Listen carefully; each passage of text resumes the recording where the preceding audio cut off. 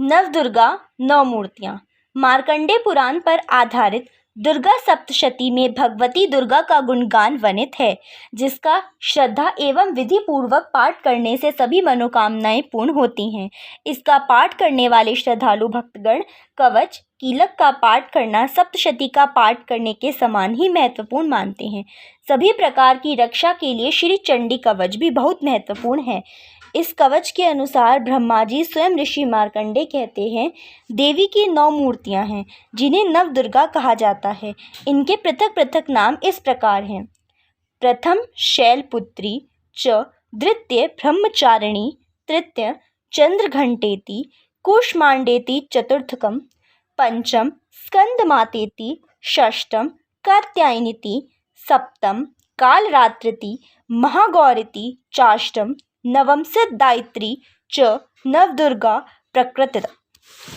नवदुर्गाओं में सबसे पहला नाम शैलपुत्री का है, जो गिरिराज हिमालय की पुत्री पार्वती देवी हैं। समस्त संसार की अधीश्वरी शैलपुत्री ने तपस्या से प्रसन्न हो हिमालयराज की पुत्र बनना स्वीकारा।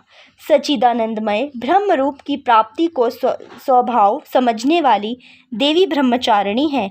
देवी चंद्रघंटा तीसरी देवी है, जिनका घंटा में आदकारी चंद्रमा स्थित है। कुष्मांडा देवी, जिनके उदर में 3 तरह के तापों वाला संसार बसा है, वे चौथी हैं। सनातन संत कुमारों की माता का नाम स्कंद है। स्कंदों की माता होने के कारण स्कंद माता कहलाने वाली दुर्गा 5वीं हैं। देवताओं की कार्य सिद्धि के लिए ऋषि कात्यायन के आश्रम पर प्रगटी कात्यायनी दुर्गा 6ठी हैं। काल का भी नाश करने वाली काल की रात्रि देवी कालरात्रि 7वीं हैं। अपने तप से और गौर वर्ण पाने वाली दुर्गा 8वीं हैं।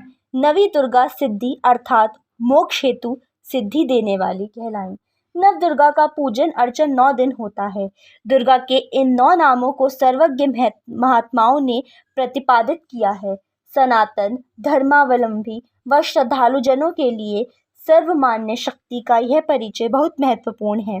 मार्कंडेय पुराण, ब्रह्म पुराण तथा धार्मिक ग्रंथों द्वारा स्वीकृत इस दुर्गा शक्ति का परिचय श्रद्धालु भक्तों के लिए कल्प वृक्ष के समान माना गया है।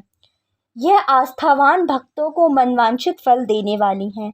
अश्विन और चैत्र मास के नवरात्रों में जो भगवती का पूजन अर्चन होता ही है, अनेक भक्तों द्वारा आषाढ़ और मास में भी देवी दुर्गा का पूजन 9 दिन तक अत्यंत श्रद्धा भाव से किया जाता है।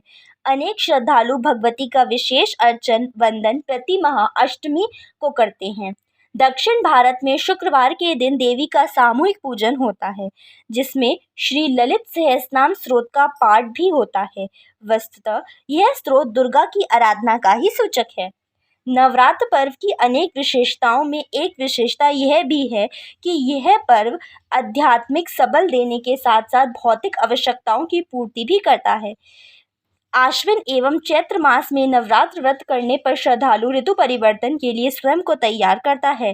प्राकृतिक चिकित्सक के समर्थक मानते हैं कि यदि उपवास द्वारा शरीर शुद्धि हो जाए तो ऋतु परिवर्तन से होने वाली शारीरिक व्याधियों से मुक्ति मिल जाती है। शारीरिक शुद्धि और संबलता से मन आध्यात्मिक चिंतन में प्रवृत्त होता है। इस प्रकार माँ दुर्गा की महाकाली, महालक्ष्मी और महासरस्वती रूप में आराधना सर्व सिद्धि की हेतु बताई जाती है। पारब्रह्म परमात्मा जिस प्रकार ब्रह्मा, विष्णु और महेश के रूप में सत, रज और तम प्रधान शक्तियों से नियंत्रक है, उसी प्रकार पराशक्ति भगवती की चित्त शक्ति को महाकाली, महालक्ष्मी और महासरस्वती के रूप में पहचाना जाता है।